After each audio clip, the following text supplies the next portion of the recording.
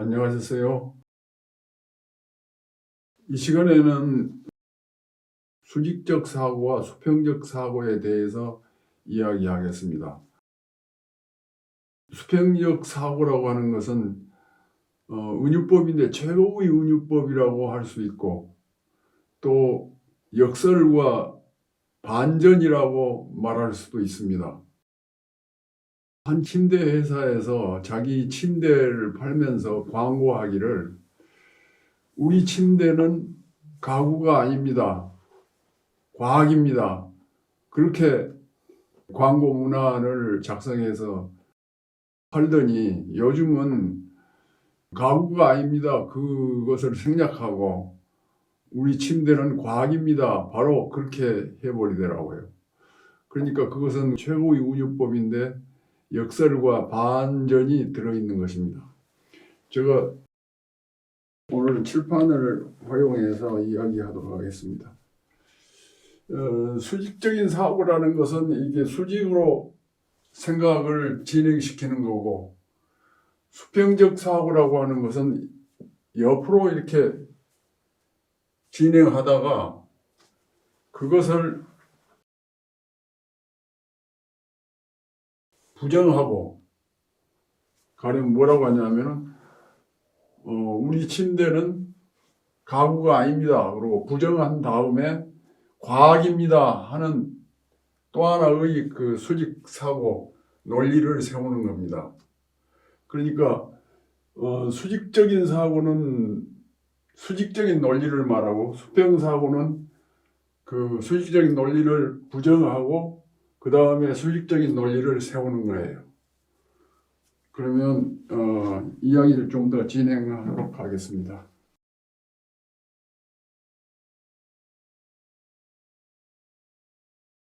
그러니까 수직 사고는 논리적인 사고인데, 논리적인 사고를 일단 부정한다는 겁니다. 논리를 옆으로 비켜서 부정한 다음에, 옆으로 비켜서라고 표현했는데 뛰어넘어서 초월하는 사고예요. 과학입니다 라고 그 논리를 또 하나 세우는 거예요. 그것을 듣는 사람들은 1차적으로 침대가 가구가 아니라는 말에 깜짝 놀랍니다. 그 다음에 과학입니다 하고 말했을 때 드디어 이 사람들은 자기 침대를 과학적으로 만들었다는 말이구나 하고 깨닫게 됩니다. 광고 문안을 만든 사람은 수직사고와 수평사고에 대한 공부를 많이 한 사람들입니다. 광고 문안을 작성한 사람과 시 쓰고 소설 쓰고 에세이를 쓰는 사람도 수직사고와 수평사고를 착실하게 공부하지 않으면 안 된다는 것입니다. 우리들이 지난 시간에 그 예문에서 강희맹의 도둑의 교훈이라는 것을 공부한 바 있습니다. 도둑의 교훈을 읽어보면, 아버지하고 아들이 도둑질을 하러 갔는데 부잣집의 보물창고에 들어가서 아들이 그 보물에 매혹돼서 있는 동안에 아버지는 아들을 거기다 두고 밖으로 나와서 열쇠를 잠궈버리고, 그리고 아버지는 돌아가 버립니다. 그러니까 아들은 그 안에서 아버지가 자기를 죽이려고 했는지도 모른다. 붙잡혀서 다시는 도둑질을 하지 못하도록 하기 위해서 그랬는지도 모른다. 그리고 내가 붙잡히면 안 되지 하고 절망하고 나서 자기 살 길을 찾는다는 이야기예요. 그래서 순간적으로 창의적인 생각을 하는 겁니다. 어떻게 이 난국을 헤쳐나갈까? 그러니까 수직사고와 수평사고라고 하는 것은, 일단 문을 잠궜다고 하는 것은 길이 끝나는 겁니다. 그래서 길이 끝나는 곳에서 진리는 다시 시작이 돼요. 그것을 맞이하는 사람에 따라서 창의력이 발동된다는 것입니다. 살려고 하는, 우리들이 지난번에 한번 공부했는데 언어도단이라는 말이 있습니다. 언어도단이라는 말을 어떤 사람은 길이 끝나는 곳에서 새 길은 다시 시작된다. 그렇게 얘기한 바 있습니다. 그래서 선문답도 수직사고와 수평사고에 통달하지 않고는 이해할 수 없습니다. 언어도단이라는 말을 말도 도도 끊어졌다는 말, 시쳇말로 말도 안 된다는 말입니다. 그러니까 아버지가 아들을 그 보물창고 속에 가두어 놓고 문을 잠그고 나간 것은 그야말로 말도 안 되는 거, 언어도단이죠. 아버지가 어떻게 그럴 수가 있나? 그런데 아들은 그것을 뚫고 나가죠.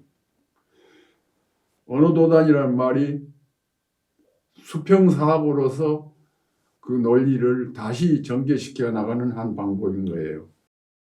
참선하는 스님들의 말에서 유래한 것이 언어도단입니다. 우리나라 불교는 천 몇백 년 전부터 들어온 종교이므로 우리 민족의 말 속에 불교적인 용어가 녹아들어 있습니다.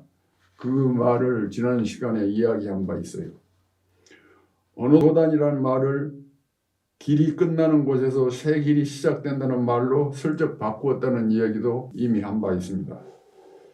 여기서 우리는 길이란 말에 걸리지 말아야 합니다. 걸리지 말아야 한다는 것은 얽매이지 않아야 한다는 것입니다. 길이란 우리가 발로 밟고 다니는 길을 말하는 것만은 아닙니다.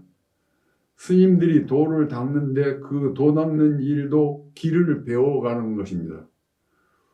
우리 인생에서 우리가 살아가는 것도 말하자면 길인 겁니다. 길을 간다는 거예요. 그래서 우리들이 지켜야 할 도리, 예절, 인생을 살아가는 것이 인생길을 걸어가는 것입니다. 그래서 우리가 글을 쓰는 행위도 스님들이 도를 닦는 것과 같이 해야 합니다. 그와 같이 그 글을 쓸 때 길이 막혔을 때 새 길이 열린다는 수평사고를 가지지 않으면 좋은 글을 쓸 수 없습니다. 백척간두 진일보라는 말도 있는데 이것은 선문답에서 하는 말이에요. 백척이나 때는 작대기 꼭대기에 서 있는데 거기에서 앞으로 한 걸음 내디디라는 명령을 합니다. 그 제자는 거기서 서 있기도 간들간들하게 떨어져 죽을 것 같은데 한 걸음 내디디라고 하니까 선생님 저 죽으라는 말입니까? 이런 말인데 거기서 한 걸음 내디뎌야 새 길이 열린다는 것입니다. 그러니까 거기서 연명을 하려고 하면 그는 말라져 죽을 수밖에 없어요. 그런데 거기서 살려면 한 걸음 내디뎌야 새 길이 열린다는 거예요. 이순신 장군이 명령하기를 살려고 하면 죽을 것이고 죽으려고 하면 살 것이다. 이거 역설이라고 하는 말, 반전이라고 하는 말, 이것도 수평사고를 하지 않으면 알아먹을 수 없는 말입니다. 그래서 고소공포증으로 부들부들 떨며 간신히 서 있는 제자에게 선생이 그리 명령하는 것은 차라리 떨어져 죽으라는 겁니다. 떨어져 죽기 위해서 한 걸음 내디뎌야 그것이 새 길을 연다는 것이에요. 수평사고와 수직사고를 어떻게 활용해서 시를 쓰는가?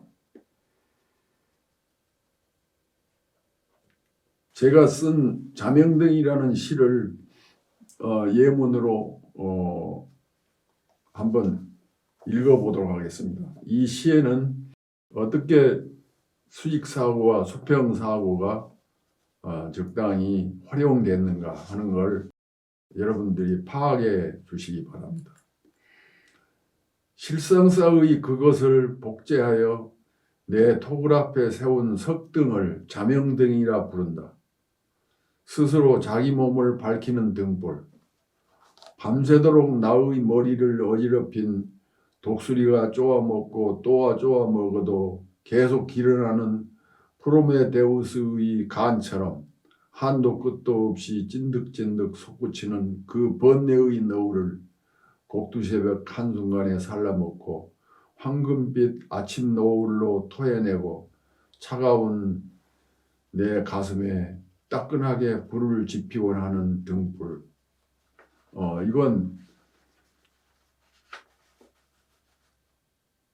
어떤 것이 수직사고로 인한 것이고 어떤 것이 수직사고를 뛰어넘어서 수평사고로 작용해서 쓰는 것인가, 여러분들이 다시 한번 읽으면서 파악해 주시기 바랍니다. 또 하나의 예문을 들어보겠습니다. 아침 산책이라는 시인데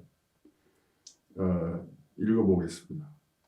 바야흐로 떠오른 새빨간 해를 가슴에 안고 바다를 향해 뻗은 농로를 산책하기는 꽃 한 송이를 꺾어 집으로 돌아오기이다.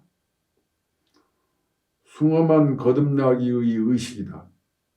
분별하기 어려운 사념의 구비구비에 속속들이 진저리 처지도록 까슬까슬한 찬물을 끼얹고 나서 샘물에 나는 수건으로 온몸에 엉긴 숭어의 비늘 같은 물방울들을 훔쳐내고 향유를 바르고 보송보송한 속옷으로 갈아입는 그 산책길에는 반드시 물방울 가늠 여신이 그림자처럼 동행하는데 그녀와 나의 도람도람 나란한 그 한 발짝 한 발짝은 살갗에 돋아나는 아찔한 전율의 소름처럼 창세기의 빛 같은 화두들이 솟아나는 청보석의 시간이고 문득 문득 터지는 환희의 폭죽이다.